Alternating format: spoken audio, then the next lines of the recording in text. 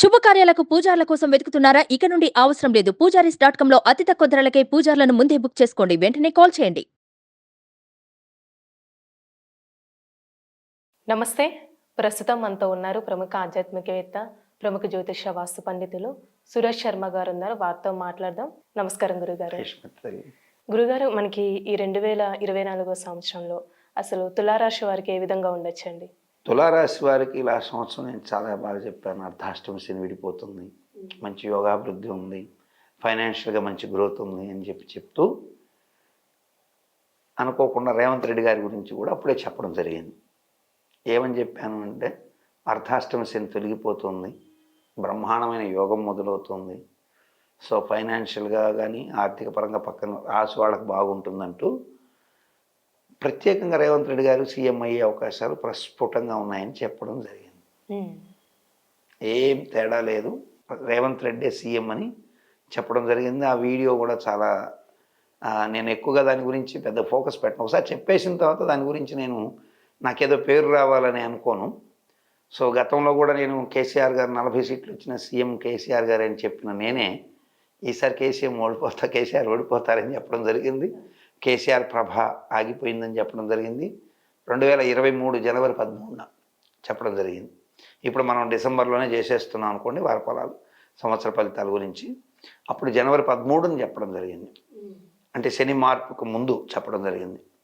అట్లాగే తులారాశిలోని బ్రాహ్మణి పేరుని బట్టి తులారాశిలో ఉంది, రాహుల్ గాంధీకి బాగుంది, లోకేష్కి కూడా టైం బాగుంది అని చెప్పడం జరిగింది. ఇవన్నీ ఎప్పటిదాకా వర్తిస్తున్నాయి అంటే కమింగ్ మే దాకా. మే తర్వాత మాత్రం తులారాశి వారికి కొంచెం కష్టకాలాలు మొదలవుతాయి కొద్దిగా. అలా మొదలైందంతా కూడా అక్టోబర్ నుంచి కొంచెం తీవ్రత ఎక్కువగా ఉంటుంది.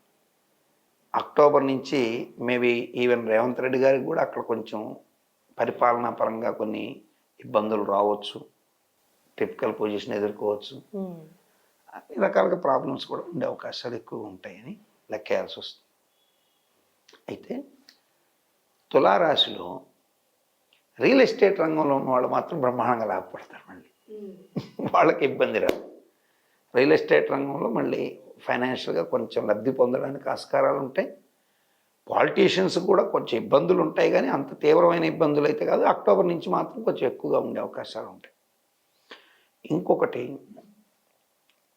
తులారాశిలో ఉన్నటువంటి గతంలో జాబ్ లేక బాధపడుతున్న వాళ్ళు, జీవనోపాధి లేకుండా ఇబ్బంది పడుతున్న వాళ్ళు, వాళ్ళకి కొత్తగా నూతన జీవన విధానాలు ఏర్పడతాయి. అంటే ఇంత బ్యాడ్ కండిషన్స్లో కూడా వెనక వాళ్ళకి ఛాన్స్ ఇస్తాడు. అంటే ఇప్పుడు దాకా అవకాశం లేని వాళ్ళకి కొత్త అవకాశాలు ఇవ్వడం. అట్లాగే ఈ ఆయిల్ అండ్ న్యాచురల్ గ్యాస్ అంటే మీన్స్ ఓఎన్జీసీలో జాబ్ చేసేటువంటి ఎంప్లాయీస్ ఉంటారు, వాళ్ళకి మంచి యోగాన్ని ఇస్తాడు. అట్లాగే పెట్రోల్ పంపుల్లో అట్లా పనిచేసే వాళ్ళకు కూడా మంచి యోగం ఉంటుంది. పెట్రోల్ పంపులు, డీజిల్ పంపుల్లో పనిచేసేవాళ్ళు, గ్యాస్ ఏజెన్సీలో పనిచేసేవాళ్ళు, వీళ్ళకి యోగం ఉంటుంది. సముద్ర ఉత్పత్తుల మీద ఆధారపడినటువంటి వాళ్ళు, ఉప్పు మీద బతికేవాళ్ళు, మీరు చూస్తే ఉప్పు రేటు పెరుగుతుంది. నాణ్యమైన ఉప్పు రేటు ఖచ్చితంగా పెరుగుతుంది. కందిపప్పు 200 రూపాయలు దాటిపోతుంది కేజీ. మీరు లెక్కేసుకొని చూసుకోండి. కందిపప్పు రేటు తగ్గాలి, కుజుడు రాజు అయితే, కానీ పెరుగుతుంది, ఖచ్చితంగా పెరుగుతుంది. ఇటువంటివి ఎక్కువగా జరిగే అవకాశాలు ఉంటాయి. సినీ కళాకారులకి గడ్డు కాలం. తులారాశిలో ఉన్నటువంటి వాళ్ళు మాట నిలుపుకోలేకపోవడం, ఇచ్చిన కాల్ షీట్లకి సరైనటువంటి రెస్పాన్స్ లేకపోవడం, లేజినెస్ కమ్మేయడం, వివాదాల్లో చిక్కుపడడం, ఇంకా లోతుకి వెళితే పాత డ్రగ్స్ కేసులు ఉంటే తిరగబడి వాటిల్లో చెడ్డ పేరు తెచ్చుకోవడం, అక్రమ సంబంధాలు నరుపుతూ దొరికిపోవడం, వివాదానికి కారణభూతమవుతాయి. విడాకులకు లాంటివి కూడా దారితీసే అవకాశాలు ఎక్కువగా ఉంటాయి. సో తులారాశిలో ఎవరైనా సినీ కళాకారులు, సినీ ఇండస్ట్రీ మీద ఆధారపడ్డ వాళ్ళు ఉంటే ఖచ్చితంగా శుక్రుడికి సంబంధించి అలచందలను 6 శుక్రవారాలు దానం ఇవ్వడం, అట్లాగే దుర్గా పూజ చేసుకోవడం, ప్రత్యేకించి వీరు విశేషంగా ఇంద్రాక్షి స్తోత్రం హోమం చేసుకోవడం మంచిది. ఇంద్రాక్షి హోమం చేయించుకోవడం చాలా మంచిది అనమాట. ఇటువంటి పరిహారం కనుక చేసుకోగలిగితే వీళ్ళు బయటపడే అవకాశాలు ఎక్కువ ఉంటాయి. అదిలే మనకేముంది అనుకొని కొంచెం ఇది లైట్గా తీసుకుంటే ఆ ఫలితానికి మళ్ళీ వాళ్ళు ఖచ్చితంగా ఆ సంవత్సరం తర్వాత జరిగేటువంటి ఫలితాల్లో మళ్ళీ అయ్యో ఈ గురువుగారు చెప్పింది మేము విని కూడా చేసుకోలేకపోయామని బాధపడడం వల్ల ఇబ్బంది పడతారు. సో అందుకని కొంచెం జాగ్రత్తగా ఉండడం తప్పనిసరి సినీ ఇండస్ట్రీలోని వాళ్ళు. అట్లాగే ఇంకొకసారి కూడా మళ్ళీ ఈ యొక్క తులారాశిలో ఉన్నటువంటి చిన్న తెర మీన్స్ టీవీ సీరియల్స్లో యాక్ట్ చేస్తున్నటువంటి వాళ్ళకి ఈ లేడీ కళాకారులు, ముఖ్యంగా స్త్రీలు ఎవరైతే ఉంటారో వాళ్ళకి కొంచెం విషాదకరంగా ఉంటుంది కాలం. మీన్స్ ఇదిగో ఇటువంటి, అంటే విషాదకరం అంటే ఏంటంటే ఇదిగో ఇటువంటి ఎక్స్ట్రా మ్యారిటల్ అఫైర్స్ కొనసాగించి సూక్ష్మమైన చిన్న చిన్న విషయాలకి మనసు కష్టపెట్టుకొని సూసైడ్ చేసుకునే పిచ్చి పనులు ఇటువంటివి జరిగాము. అందుకని విలువైన ప్రాణం కాబట్టి అటువంటి పిచ్చి పనులు చేయొద్దని నేను మీ ద్వారా వాళ్ళకి కౌంటర్ చెప్తాను.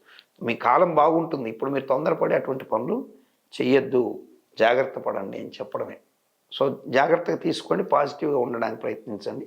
అట్లాగే ఆయా రంగాల్లో ముఖ్యంగా శాటిలైట్ మీద వెబ్ సిరీస్ల కంటెంట్లో చేసేవాళ్ళకి కూడా ఇది వర్తిస్తుంది. ఇప్పుడు బిగ్ బాస్ లాంటి వాటిలో యాక్ట్ చేసిన వాళ్ళు ఉంటారు, వాళ్ళు ఇటువంటి డెసిషన్లకి కారణభూతం అవుతారు. కొంచెం జాగ్రత్తగా ఉంటే నా వీడియో వాళ్ళకి రీచ్ అవ్వాలని నేను కోరుకుంటున్నా. వాళ్ళు అలర్ట్ అవుతారు, ఓకే ఏం చెప్పాడు, మనకు మంచి రోజులు ఉన్నాయి కాబట్టి మనం అటువంటి పనులు చేయకూడదని జాగ్రత్త పడితే చాలు. వాళ్ళకి రీచ్ కాలేదనుకోండి, ఖచ్చితంగా వాళ్ళు ఏదైనా డెసిషన్ తీసుకొని రేపు ఒక వార్త మనం మన న్యూస్ ఛానల్లోనే పలాని ఈ వెబ్ సిరీస్ లేకపోతే బిగ్ బాస్ లాంటిది ఎవరో ఇలా జరిగింది అనేటువంటి వార్త వినడం బాధాకరం. అటువంటి రాకూడదని మనస్ఫూర్తిగా కోరుకుంటున్నాను. చాలా చక్కగా తెలియజేస్తారు గురుగారు, ధన్యవాదాలు.